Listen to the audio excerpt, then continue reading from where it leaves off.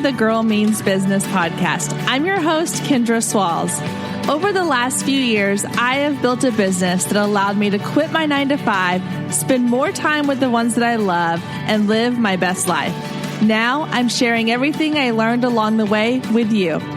Each week, my guest and I will share actionable tips, tangible advice, and honest conversations to help you build your dream business. So get ready to take notes and put in the work, because this girl means business.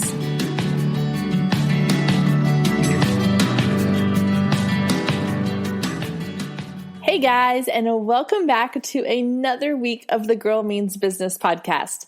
I am extra excited about this week for two reasons. One, because our special guest this week is amazing.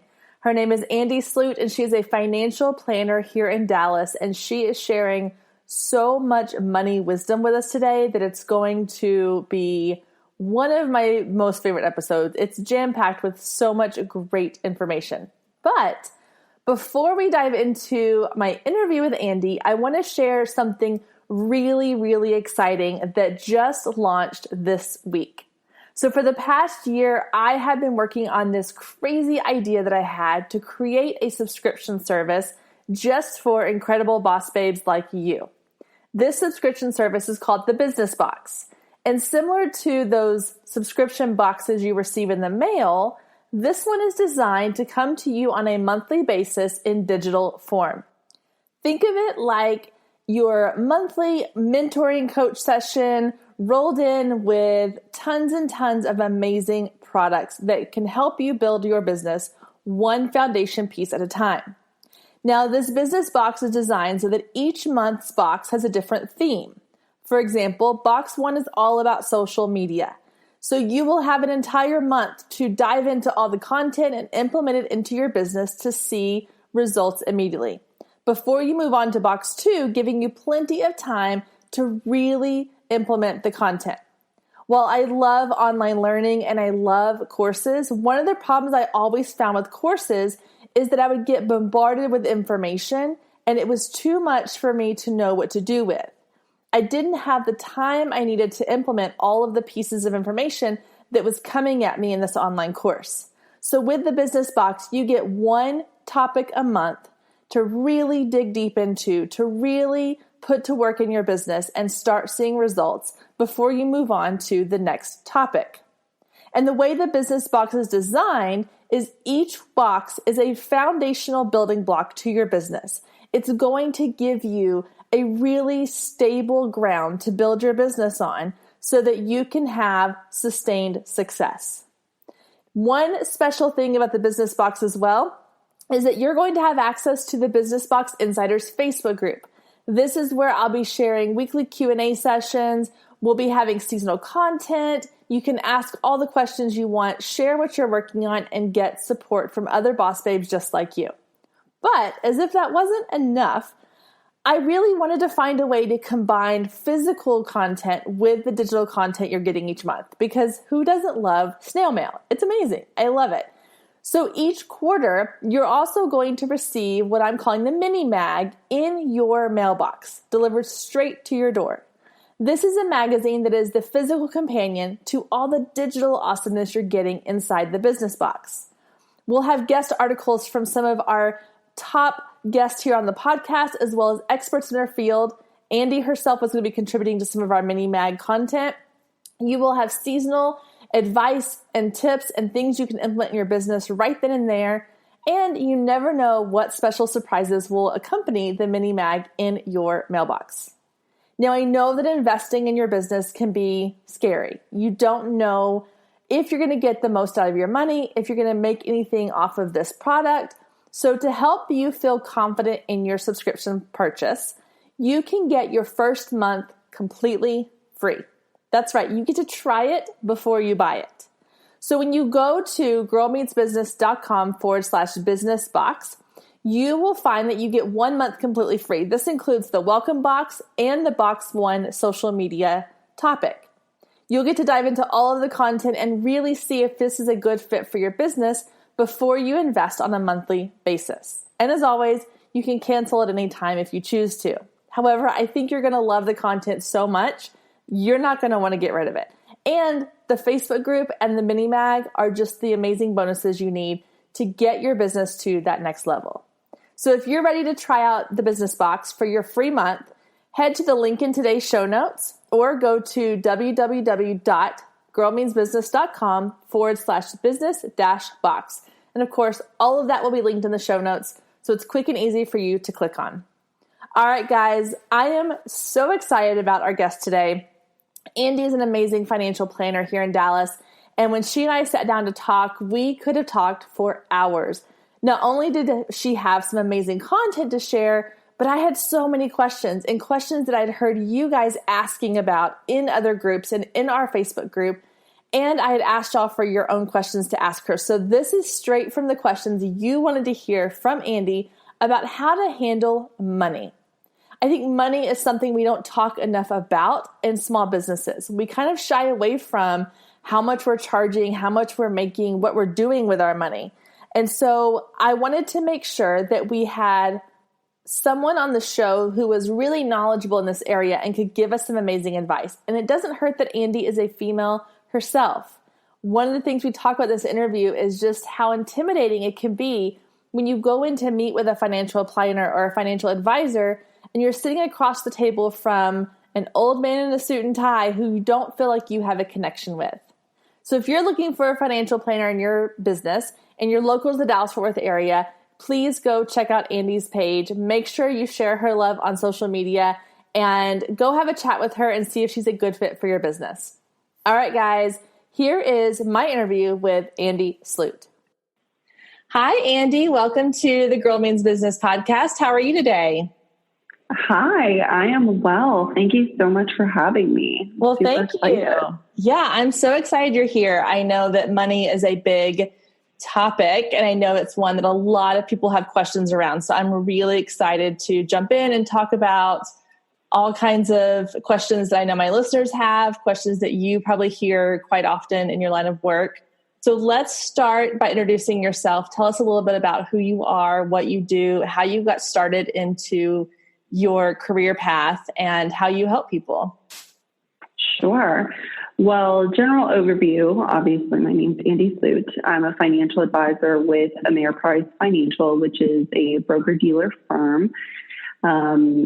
We really focus on comprehensive financial planning. So whereas a lot of different financial advisors might focus on higher net worth clients and have certain minimums and just really focus on investment management, we really look at the key points of what makes up somebody's financial life. So it's really important to us to be goal-based and understand our clients' goals first and foremost before we start pushing out recommendations or whatever it may be.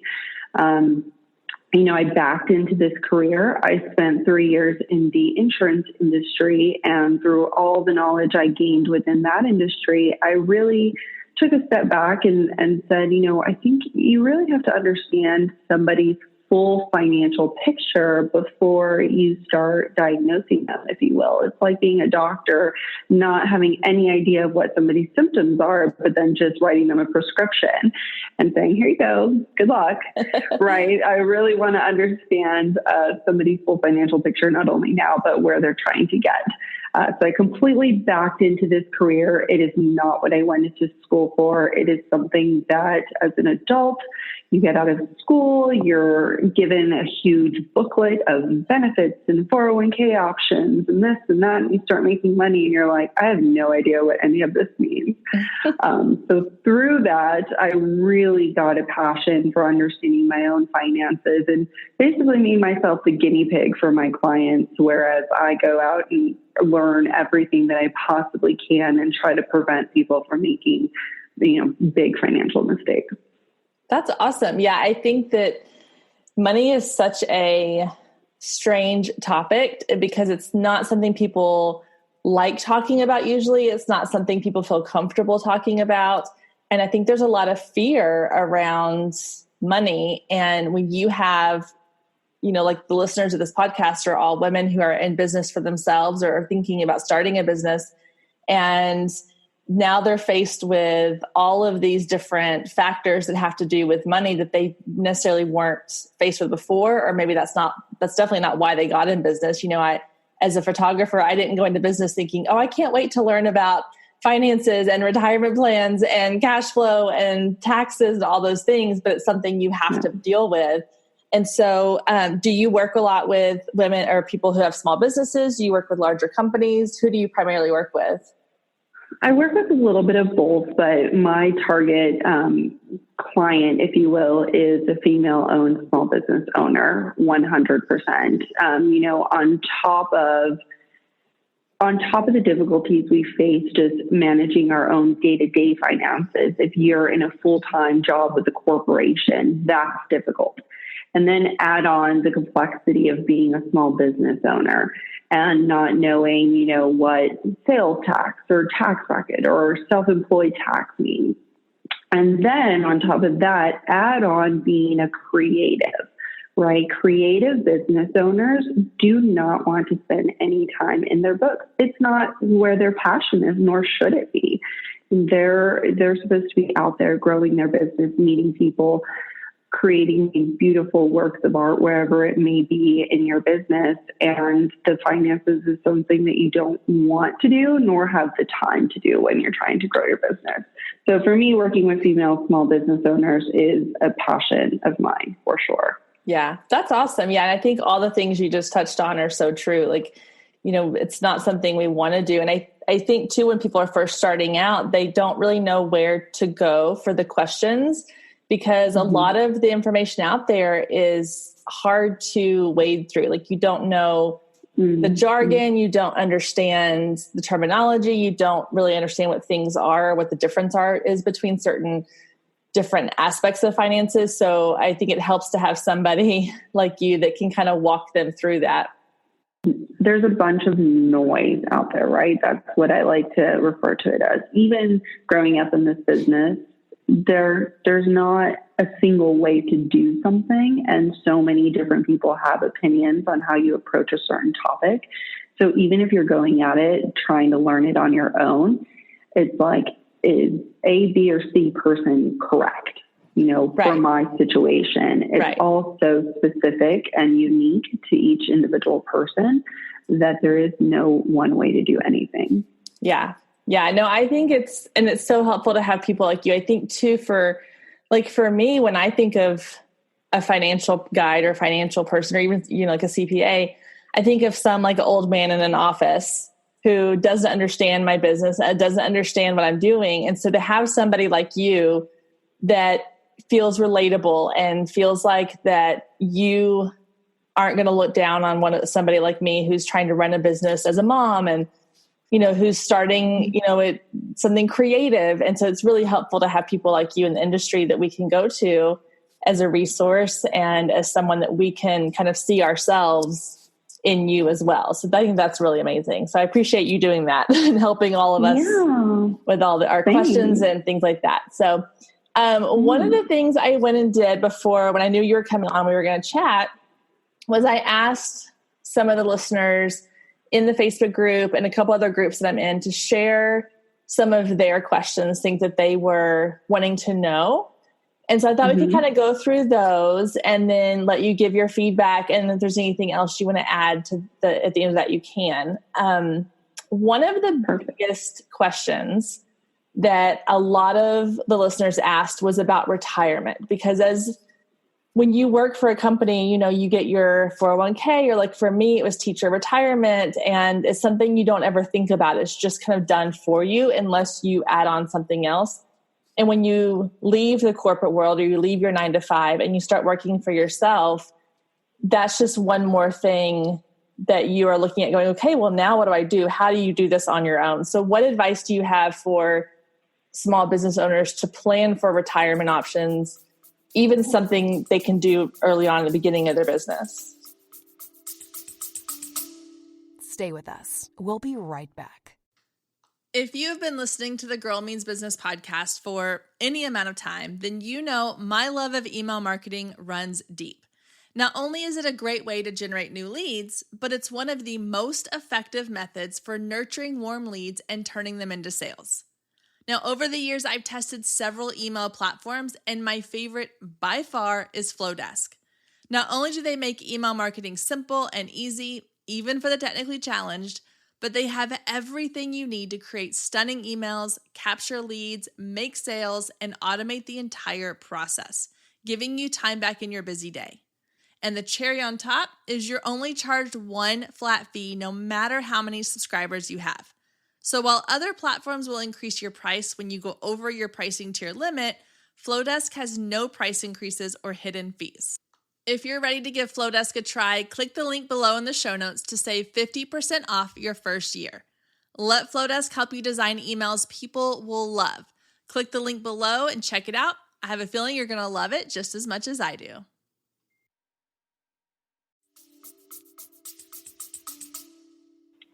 Yeah, so the industry, when it comes to retirement, has completely made a shift from what it was 2 generations ago, right? It's all on our shoulders pretty much now, regardless of whether you have a pension like your teacher retirement. 2 generations ago, they had pensions and they could rely on that, and they didn't really have to think about, is there going to be money for retirement? Now, business owner or not, people have things like a 401k, but don't really think about or understand, oh, is that 5% that I'm putting into my 401k going to get me to a sustainable life for 30 years or 40 years of my retirement? Really thinking about it in a proactive format of kind of thinking about it in a backwards way. Like, this is what I need to retire off of now. What do I have to save being a 35-year-old person or whatever it may be? What does that look like? Now, for a business owner, it becomes even trickier because what options do you have? When you work for a corporation, they typically have a 401k, whether they match or not. But for small business owners, there's all kinds of options. I'm sure a lot of you are familiar with an IRA or an individual retirement account, which is great and it's a start, but the maximum that you can put in that for 2019 is $6,000. For some people, that might be just enough. For others who are really ramped up and their business has been growing for 5 years and have way more to put into something like that, then you have to start talking about things like a SEP or an individual 401k. There's all kinds of solutions there, but it depends on your business structure, right? It depends if it's just you or if you have employees. Because with each one of those plans, you have maximum contributions that are set by the IRS, and you have discretionary and discriminatory ruling as far as if you contribute to your own retirement account as a business owner, do you have to contribute something to your employees? So understanding all the rulings around that and what is the right move for your situation is really important. So just kind of having that conversation, and it can be determined pretty easily, right? If you're looking for reducing your taxable income and being able to contribute pre-tax, or if you're just looking for somewhere to save, and a Roth IRA is going to be great for you. And, I don't want to go into too many details and throwing around all these financial terms. What are you talking about, a SEP and an IRA? And it's not important. What's important is understanding that it's individual and unique to you and what you need. So to piggyback off that, and this is just kind of this is my own personal question here, but so with like my husband's business, he or his job, he pays into a 401k, but we also have he has a separate retirement account that he started on his own as well to do in addition to that. Now, is that something that like he and I could feed into together, or do we need to have separate, like I need to have one that kind of goes with my business, or is it all personal? Can we have a joint one with the two of us together? How does that work? So to fund into a retirement account, it has to be earned income. So if you are earning income from your business, you can open up your retirement account. If your husband earns income from his company, he can fund his retirement account. Okay. Typically, when it comes to retirement account, it's all on an individual basis. Now, the contributions and what you can contribute to, like if you have access to a Roth IRA, which is just another form of retirement account, it does depend on your combined household, right? Household income. So things like that can determine what you're able to contribute into, but typically it's each individual retirement account. Gotcha. Okay, perfect. Well, thank you. I appreciate that. Okay, so the next question, moving on from retirement options, another popular question that was asked was about credit cards and business loans and the best way to go about really even starting a business. You know, a lot of times, depending on the industry that you're in, you know, again, I can always go back to what I did with photography. My biggest investment obviously was my equipment, or I know that some people, you know, they have to have an office space. So they're having to rent a space or find a location that they can use to house, you know, either their inventory or their staff, or if you know, like a lot of people who are florists, they have to have refrigerators and, you know, all this kind of equipment they have to have. So what's the best way, in your opinion, to get that going? I mean, do you recommend people do business loans versus credit cards?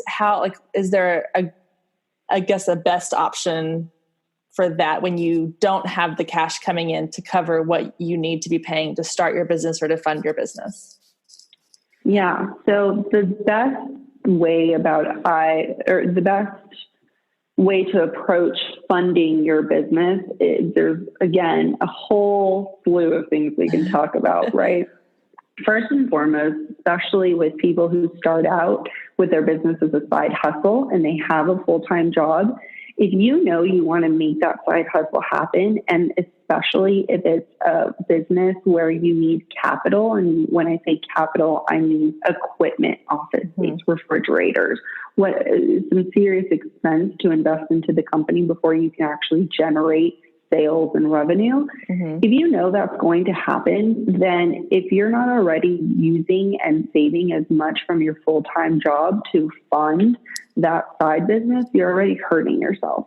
And you have to take that step first and foremost about, how serious am I about this side business? And can I sacrifice eating out, you know, as often as I do now, or going to the bar, or do I need to do that shopping spree? You know, really tightening up and trying to self-fund your business as much as possible should always be your first option.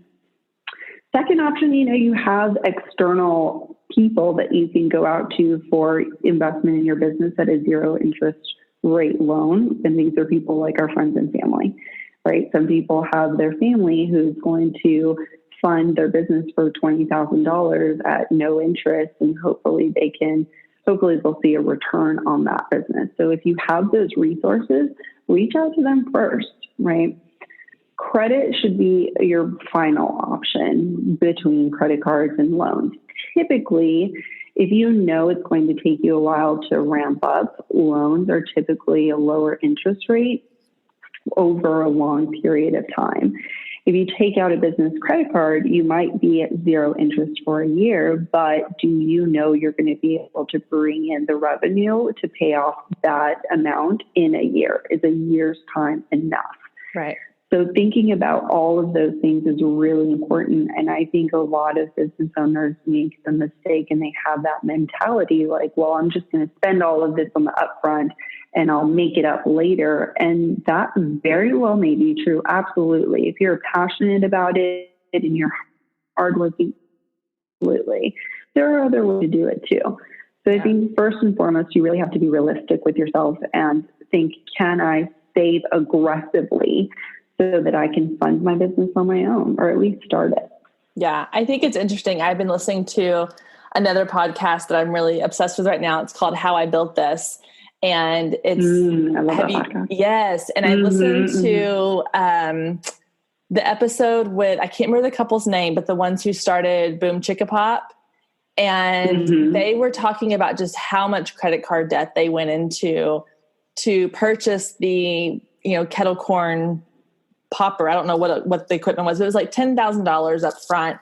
And then when it came time to expand and try to start, making, I think they had some kind of contract with an NFL football team in their area to be like a sponsor of the team. And they had to have all these extra things to make them look more professional. And they got another credit card and they just put more on credit cards. And listening to that, I was like, okay, I mean, I know there's so many people out there who think that way, who are like, I'll just put it on a credit card and I'll pay it off. And luckily for that couple, I mean, they were really, really successful and they were able to pay it off and make millions. But not every small business is that lucky. Not everybody has that big break. Not everybody gets bought out by a large company and can pay out, a ton of money. And so I think for a lot of people, especially you talked about being creatives, we're driven by the excitement of creating that thing, whether it's, creating beautiful florals or starting a boutique and having to buy clothing inventory, or a photographer wanting to make beautiful photos and needing the right equipment for that. And we get caught up in the excitement of starting this thing that we don't take into account the long-term plan. And I know so many people that have started businesses, and I'll be honest, I was this way too. I started a business not knowing anything about a plan for my business. And so luckily for me, I was able to use the money I was making from my 9-to-5 to fund my business until I went full time. But not everybody thinks that way. And it's, I don't know. It's just, it's so hard to know what you don't know, but hopefully listening to this, people will realize you need to have a plan, and just putting a bunch of money on credit cards is not a plan. It's not a business plan. Yeah, exactly. No, your first plan should be, especially, talking about that capital, your first plan should be do your research and write down what all of that is going to cost. First and foremost, a lot of people jump first, which is, so many people have made a bit successful business by doing that. And that's amazing. But why do that when you can do a little bit prep work on the front end and save yourself so much pain on the back end? And if you haven't sat down and talked about or thought about how much money you're going to need to actually buy all of this equipment first and foremost, then you're just setting up yourself for failure, because you might charge it on you might charge $6,000 on a card here, and then 2 months down the road, you're like, oh, well, need another 4,000. Projecting that could totally be, it could be done. And another thing is, a lot of people neglect to talk about the mentality and the psychology behind money. Okay. This is one of my favorite things to talk about, especially when I have a couple. Most of the time, people are of two sides of the spectrum in a couple. You have the spender and you have the saver, most of the time. Right. And the spender tends to think there's always going to be more money. I'm a hard worker. I'm always going to be able to produce more money. So it's okay if I spend more now. I'm going to catch up later. And the saver is more so, well, there's never going to be enough money, so I'm going to hoard everything that I have now. And that really impacts the decisions that we make with our money. And without understanding that, we're kind of setting ourselves up for failure as well. Yeah. So it's an interesting thing. But so on that topic, we'll kind of jump ahead to one of their questions that we were going to get to, which was being involved in your finances with your spouse. So can you talk a little bit about the best way to go about that with, because most women are not starting this business by themselves. They have families, they have spouses or significant others, or even, parents or siblings that they are kind of doing this, either not necessarily the business with, but they are, that's their support system. And so how do you help women kind of get involved with their spouse, or their spouse involved with them? Because I know this is a big issue. My husband and I have dealt with this too, of his, mine, and ours. He has his money from what he makes in his 9-to-5. I've got the one from my business. We have obviously joint accounts. So it's become this kind of strange new territory that we had to branch into of, well, how do we handle the fact that now our finances look a little bit different than it did when we were both working, 9-to-5s and having the steady income. So what advice do you give to women in that aspect? Stay with us. We'll be right back.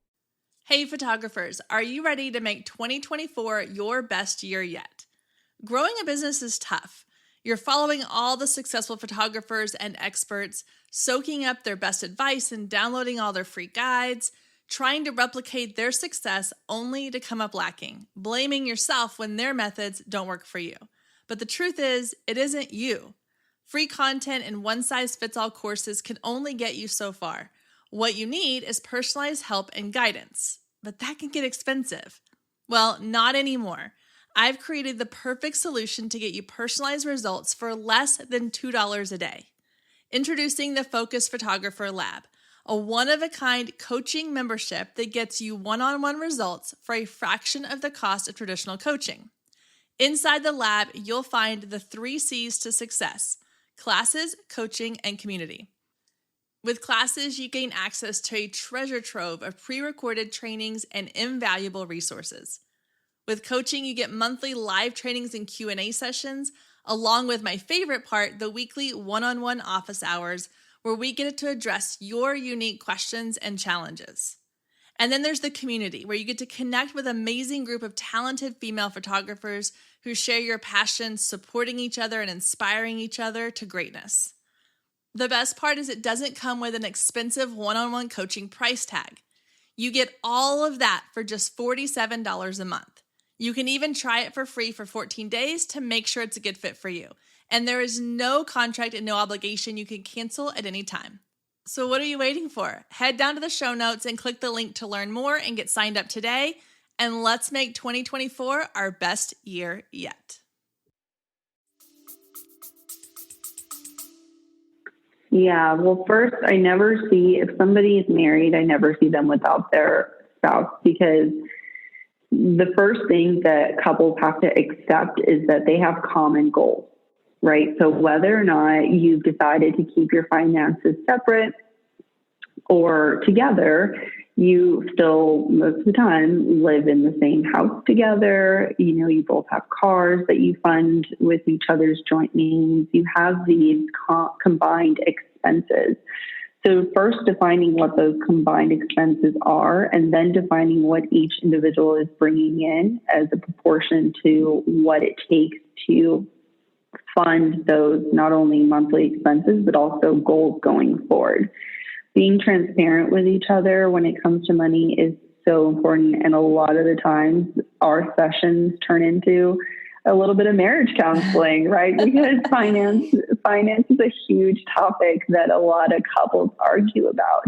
Yeah. And a lot of the times it comes from just one, not being transparent, two, not understanding each other's mindset when it comes to money and why they want to hoard it all and why the other wants to spend it all. And I think just defining what all of that looks like is the most important piece of it. And that comes from having a plan, right? If you know your joint expenses, well, you know, if the business makes this, you and your entrepreneur income, then this is what I can contribute, or this is what I need to contribute. This is what I need to make.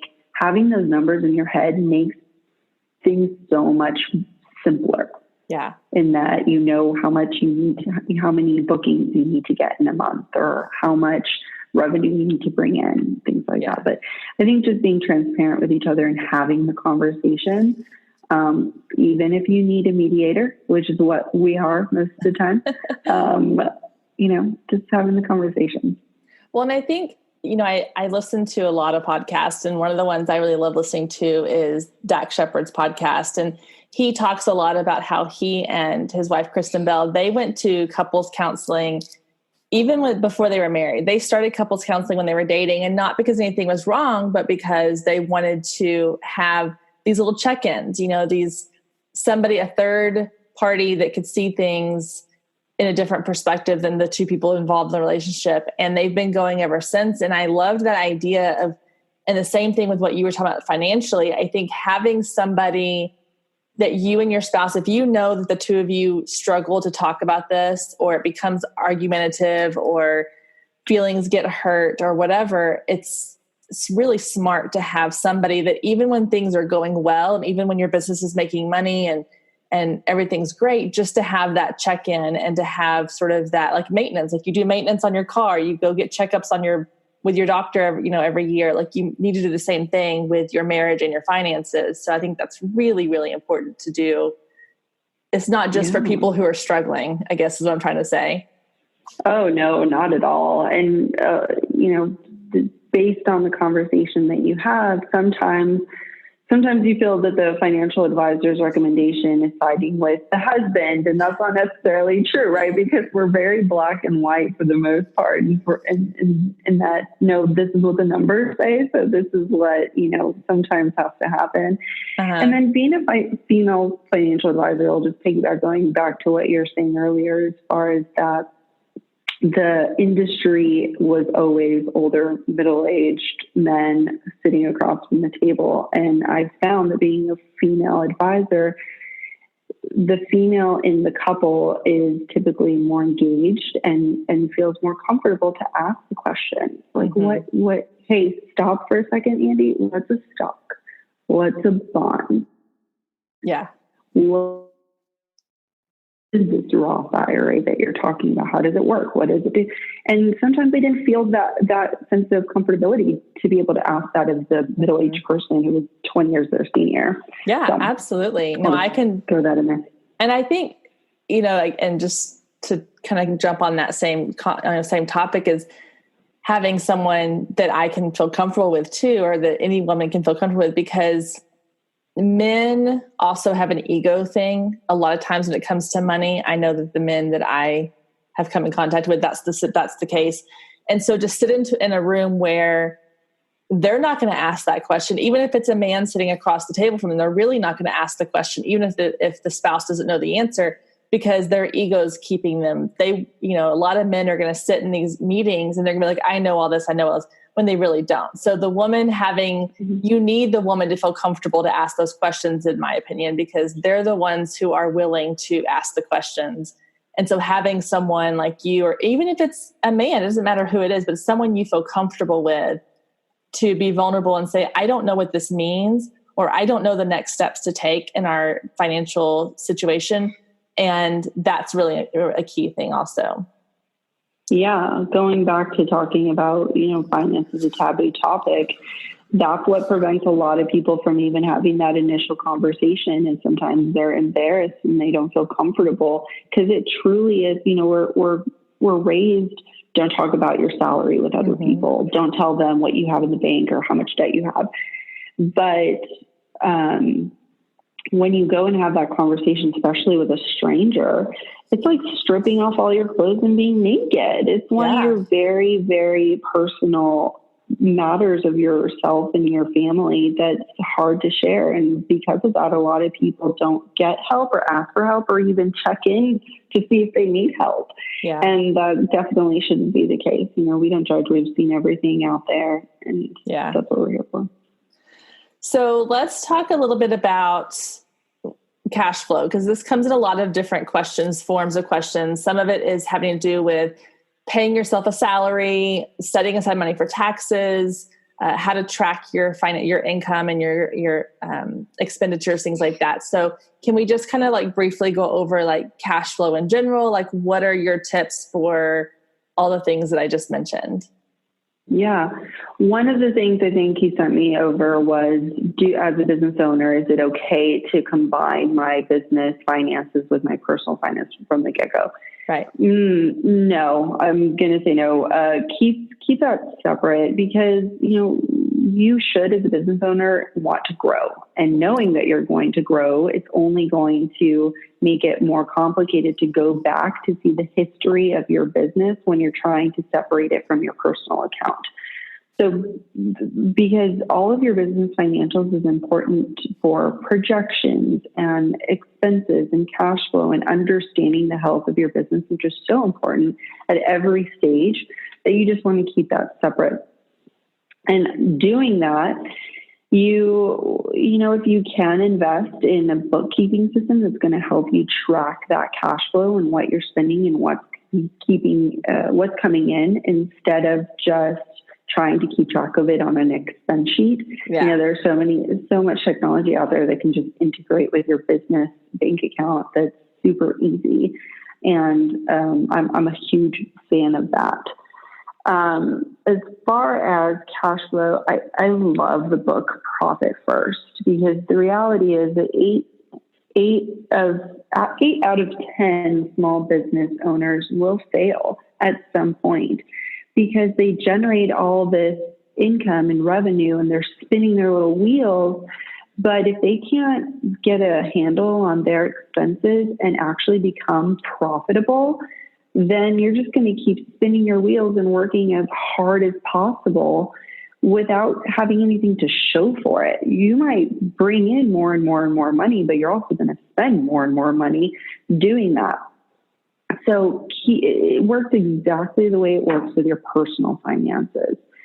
But again, being proactive and understanding, if I want my business to pay me $3,000 a month, then you should be thinking about it in, I have to make this much in revenue minus my $3,000 a month, and this is what I have left over in expenses to spend on growing my business, buying new equipment, right? And that's why the book Profit First, I just love it, because it flips that formula of revenue minus expenses equals profit and puts profit first in that revenue minus profit equals expenses. And that's exactly what we look at when we're thinking about personal financial planning.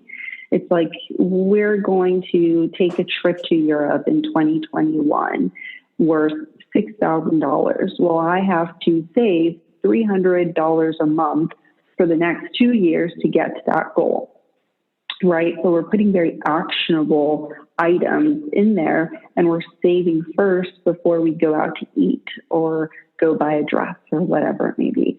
Does that make sense? Yeah, no, absolutely. Yeah. And I think one of the things that I've started doing that's really helped is, because I think it's easy to like forget the goals you have in mind when they're so far out. You know, like you said, like if you're planning a trip to Europe and you're saying, okay, I need to save X amount of dollars a month.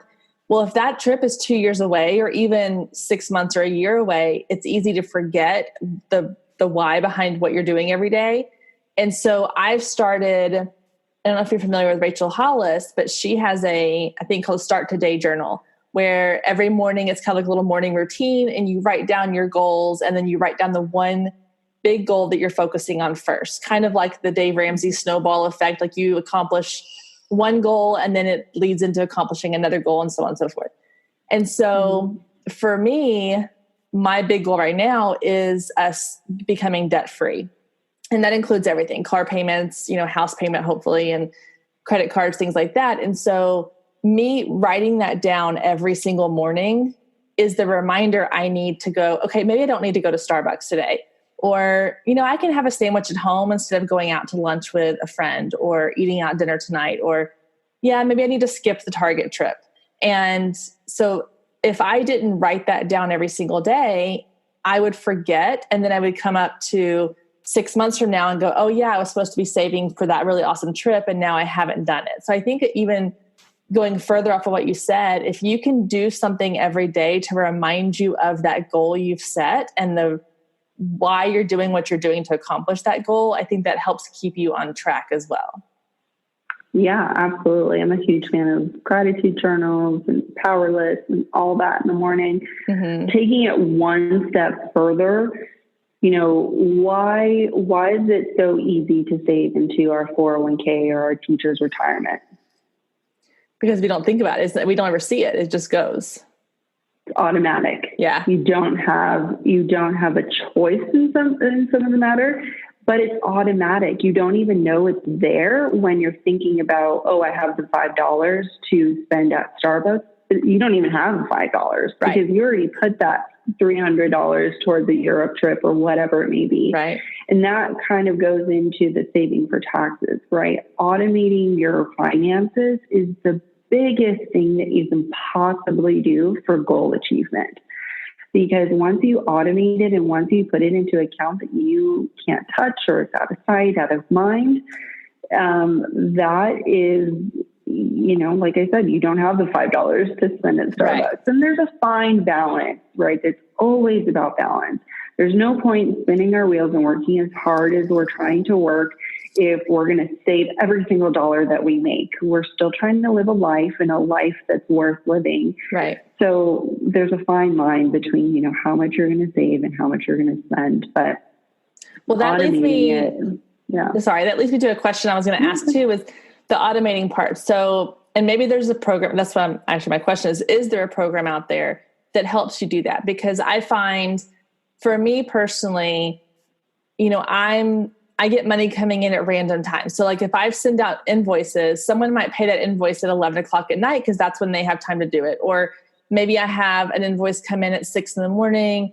And by the time I get a chance to go into my account that day and go, okay, I got paid on these 3 invoices in the last 24 hours, I need to just kind of divvy it up. I might go days and I forget and I don't divvy up that money into taxes and savings and that. Are there programs out there that will do that for you automatically? Like when a payment comes into your account, you can say, I want 10% to go here. I want 5% to go here. I want, whatever to go here. Is there something that'll do that for you automatically, or is it just something you have to do on your own?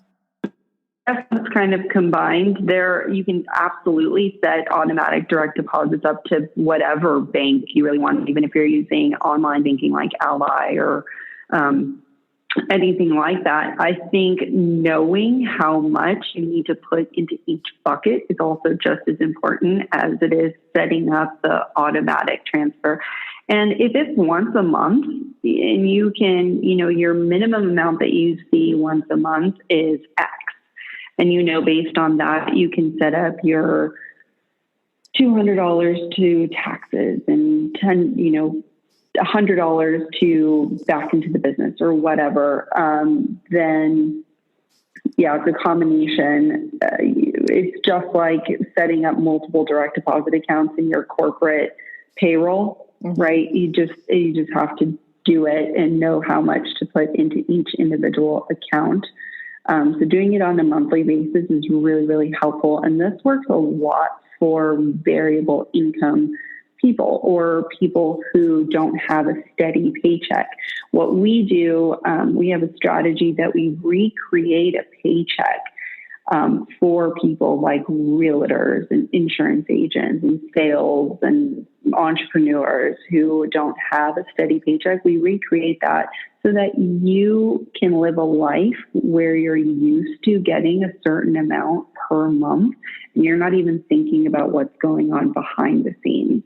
Okay. If you had a $5,000 a month, $5,000 month in January and a $3,000 a month in February, for your lifestyle, you might have just received $2,000 each one of those months to pay your bills or whatever live.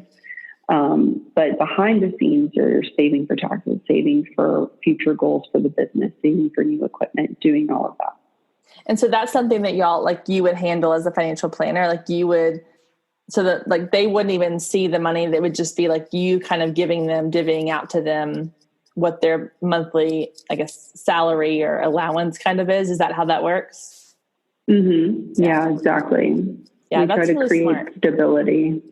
Yeah, because that was one of the biggest, and concerns that my husband and I had in the idea of me quitting my teaching job and going full time was just that you go from having X amount of dollars every month coming in to, I don't know, it could be half that one month. It could be 3 times that another month. It could be, this or that, or we could have a month where I don't have anything coming in. And so the non-stability part of it has been a struggle. And obviously it gets easier if you're making more than you did in your previous job consistently. But so I like the idea of having kind of I'm going to pay myself this amount each month and everything else, no matter what I've made, even if I make more than what I would typically make, it all stays in this one account and I pay myself the same $2,000 a month or whatever. So that's a really good way to look at it. I like that a lot. I guess for me, I was trying to figure out a way because I kind of look at it as percentage wise. So if someone pays me $1,000 for a session, and I'm using that because it's a nice round number, I want 10% to go here and 20% to go here and, 70% to go here. But then the next invoice that comes in might be $600. And so that percentage is going to change based on the amount coming in. So I guess it's just a matter of like, you have to kind of figure that out on your own. Yeah. And then 1 month, if that happens, 1 month or 1 week, you're going to have much more excess money than you did the previous, lower invoiced week. And then what are you going to do with that money? Yeah. You're going to spend it. Yeah. All the time. Yeah. Always. You're going to spend it. So if it's not being captured, you're stealing from not stealing, that's aggressive, but, essentially,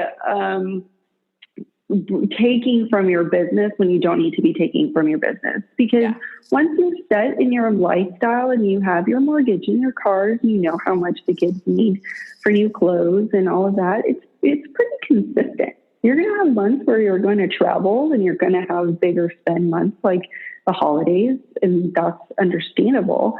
But we're programmed as humans. The more money we have, the more we're going to spend. Oh, yeah. So you kind of have to hide it from yourself in a way. Yeah. No, I think that's really, really smart. I like the way that I like looking at it that way, because it's true. We do need, we are creatures of habit, and we know essentially what our monthly income needs to be in order to cover the bases, plus like groceries or entertainment or whatever we budget for. And then, I think it's, it's true because it's done that with me. Like I know the months that I have more money coming in than I normally do, the first thing I do is go, well, what can I spend this on? And more is like, okay, well, that money doesn't exist yet, and then that way it also would give me that peace of mind because I am the saver in my relationship. He's the spender, I'm the saver. And it would give me peace of mind knowing too, that I can tell him I've got X amount coming in and everything else is going to go into savings so that when it comes time to pay taxes, or if I do need to upgrade equipment, or if this really great, educational opportunity comes up, I can do that. But that whole, if you have it, you spend it. It's just a matter of figuring out a way to hide it from yourself so that you don't know it's there. I think that's a really smart way to look at it. Yeah. And it sounds really easy, right? It sounds like, okay, well, I'll just open up this account, throw everything in and only send me. And that's great. But behind the scenes, we're also saving for taxes. We're also taking advantage of higher yield things for your cash reserves or emergency fund that's not losing you money. As far, when it comes to inflation. And, if you're a business owner, we're funding your retirement with that money. Like all of that is happening behind the scenes, and all you see is what you need to live off of. That's nice. Super great. Yeah. Maybe everybody needs you then. I'm just going to send everybody your way. Please do. I'd be more than happy to. I have just a few more questions. I know I don't want to run too long here. So one question, and this one I know I've dealt with myself, is just the fear and anxiety around finances. And we've kind of touched on this a little bit, but I think that it's such a big thing. I think so many people have anxiety around money. I know that it's kept me up at night at times. I know that it stresses people out. Conversations I've had with other business owners where it all comes down to money, how much they can make, how much they're not making, how much their husband wants them to make versus what they're making. And what advice do you have to help people kind of get control of that anxiety and fear and not let it cause them to make decisions based on that fear? Yeah. So I always compare this to kind of sweeping it under the rug, right? Finances are kind of something like the dust that we sweep under the rug and then just cover and never look at. We don't log on to our credit card statements because we don't want to see the number. We don't look at our bank account because we don't want to see the number. We don't, do anything because we're afraid to face it.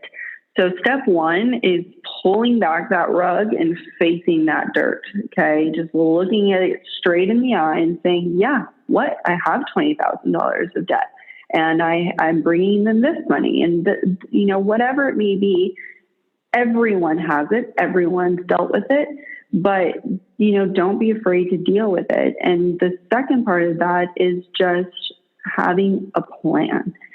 And this is the biggest thing that is helpful, because if you have a plan, it becomes less scary. The knowns or the unknowns become knowns. If you know I'm going to save $20,000 in cash because I'm going to need that in case my AC goes out or the business takes a dip for 2 months, and that's in my bank account, then it becomes a lot less scary to face. When I say a plan, I just mean a step-by-step process to fulfill your goals and the things that are keeping you up at night. That's the biggest part. And what are we taught about goals? They have to be specific, measurable, actionable, all of these adjectives.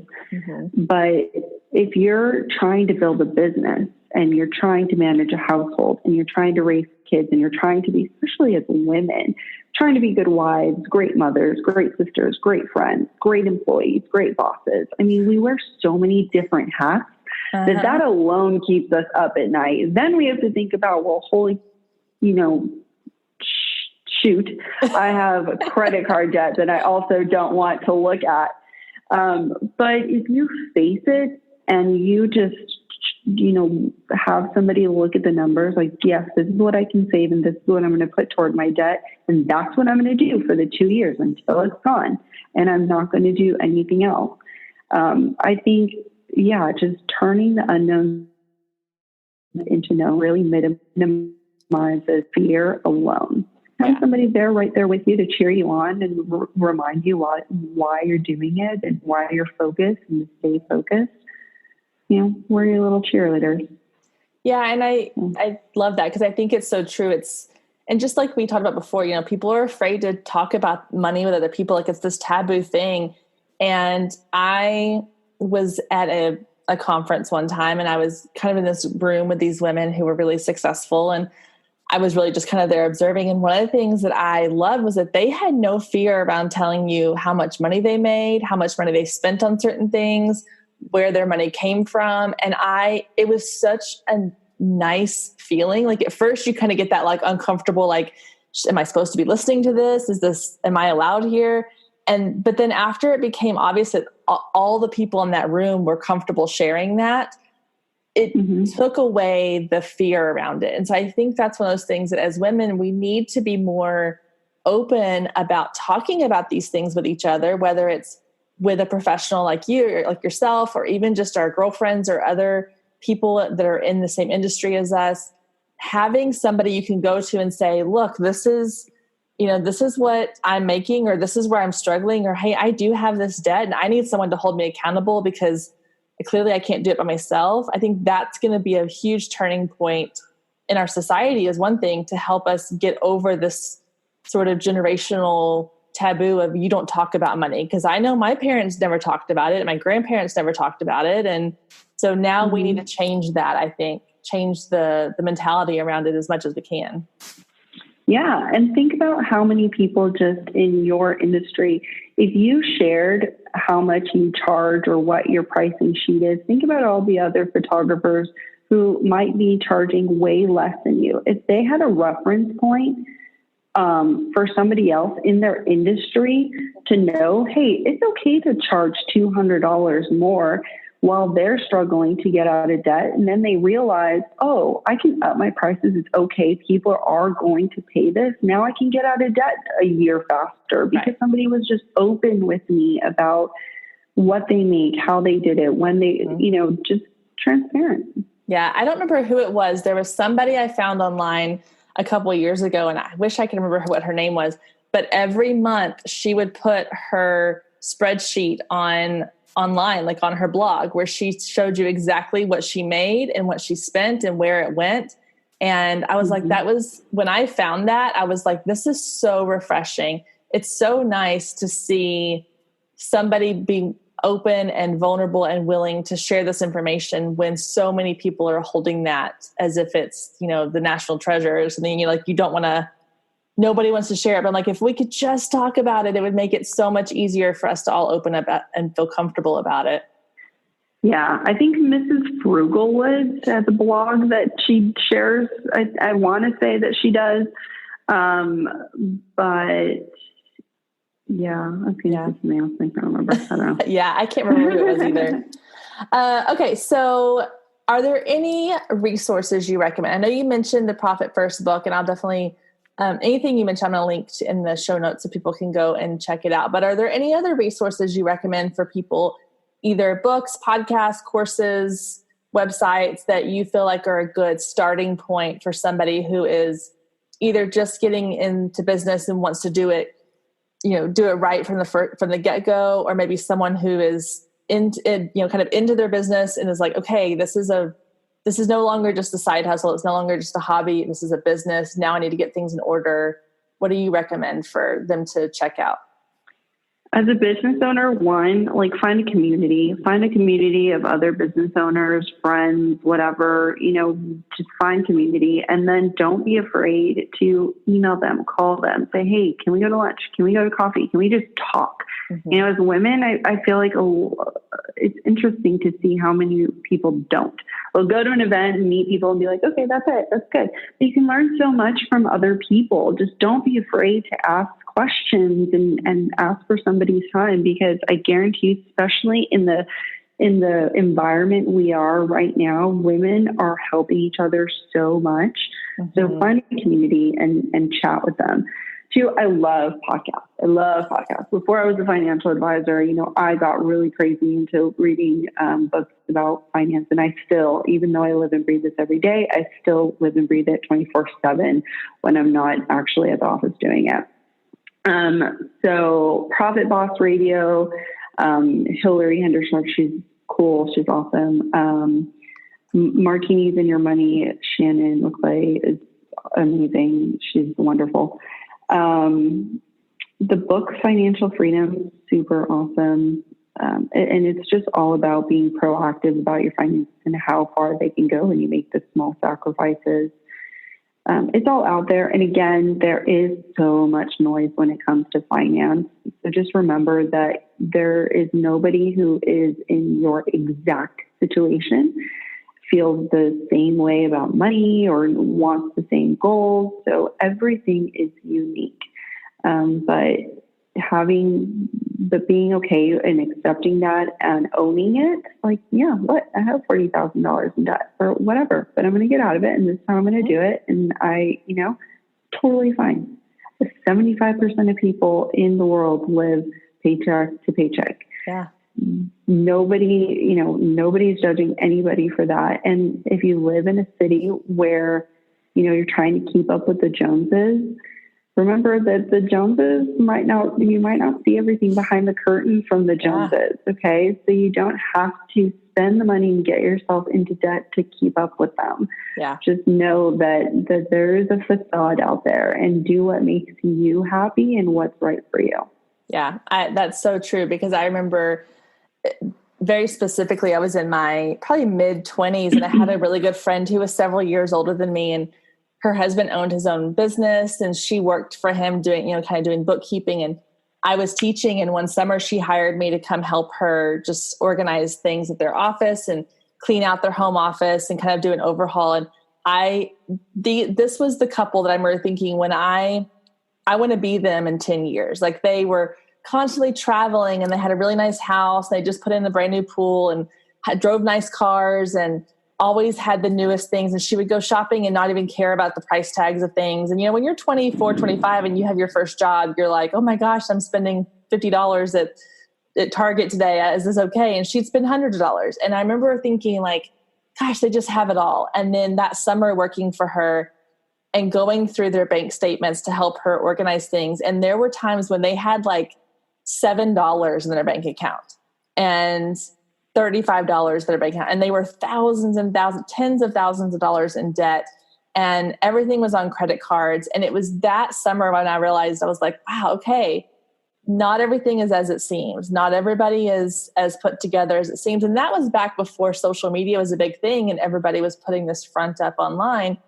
And that was a big lesson to me, to go, okay, so I'm not going to take everything at face value, because I don't know the behind the scenes. I don't know, their story. And so when I look at people who are successful or who are doing these amazing things online, they're traveling and they're buying nice things and they're always have the latest and the greatest, I always in the back of my mind, I'm thinking, okay, well, at what cost did that come? Like maybe they are really able to pay cash for all those things. Maybe they're not, so I think it's really something that this day and age and in our society, it's really hard for especially young people to separate that from that reality from the truth of what's behind the reality. Oh yeah. Call BS on it. 100%. Yeah. Well, thank you so much for joining. I know there's a million other questions we could have covered. I don't want to take too much of your time, and maybe we can do a part 2 interview at some point and get a little deeper into some of the things, but thank you so much for taking your time. I know you're busy, and I appreciate you sharing all of your knowledge with all of us. And I will definitely link to everything, all the resources you mentioned. I'll link to any way so do you have a website or social media pages that people can follow? I do. Yeah, I have all of it. I have a website that you can get my contact information. Because of my licensing, social media is a little tricky. You're more than happy to follow me on my personal page and basically see how obsessed with my husband I am and my dog. Andee_Sloot, just really straightforward. But yeah, I'll make sure you have all that information to get it out to your listeners. Yeah, and I'll put all of that. Thanks so much for having me. Yeah, I'll put all that in the show notes so it's easy for them to find you and get in touch with you. But yeah, thank you so much for joining me today. I really appreciate it. This was really fun. Absolutely. Thanks so much for having me. Thank you. Thank you again. A huge thank you to Andee for coming on the show and taking a huge chunk of time out of her day to talk to us about all things financial planning. I think that this episode had so much great information in it. That's why I didn't want to cut anything out. So I know it's a little bit longer episode this week, but hopefully you were able to power through and take it all in and take notes. If you have more questions, I really want to have Andee back on the show again at some point. So if you have more questions, feel free to send them over and I will make sure that they get asked next time we have Andee on the show. All right, guys, y'all have a wonderful week and we will talk to you again next week, same time, same place.